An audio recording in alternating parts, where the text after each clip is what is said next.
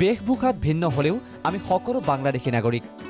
ধর্ম বেলেগ হলেও বাংলাদেশী সকলো ভাই ভাই। আমরা সবাই বাংলাদেশি জাতীয় মানুষ, বাংলাদেশি মানুষ ভাই ভাই। তার প্রয়োজনে আমার প্রয়োজনে তার, এটাই আমি মনে করি।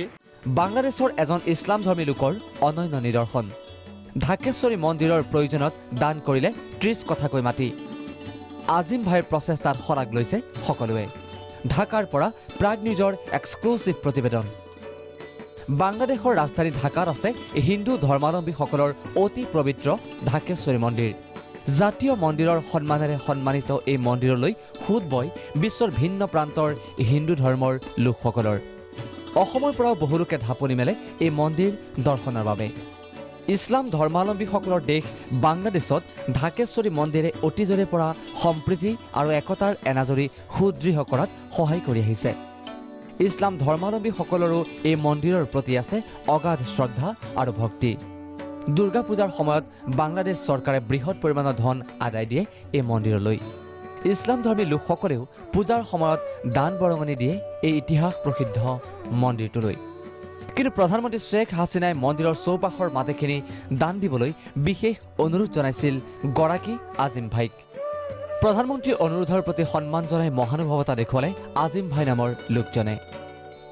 প্ৰধানমন্ত্ৰীৰ অনুৰোধৰ প্ৰতি সন্মান জনাই তেওঁ আগবঢ়ালে 30 কথাকৈ মাতি।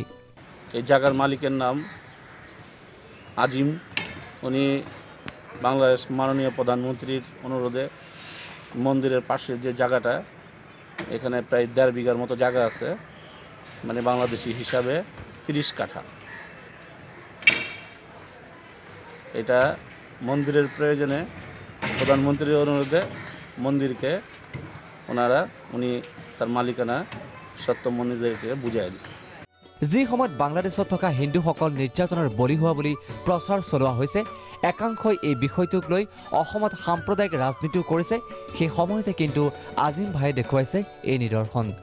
ইপিনে আজিম ভাইৰ এই প্ৰচেষ্টাৰ শলাগ লৈ বাংলাদেশত হিন্দু সম্পূৰ্ণ সুৰক্ষিত বুলি প্ৰাগ নিউজৰ আগত প্ৰকাশ কৰিলে বাংলাদেশৰ হিন্দু ধৰ্মাৱলম্বী লোকসকলে।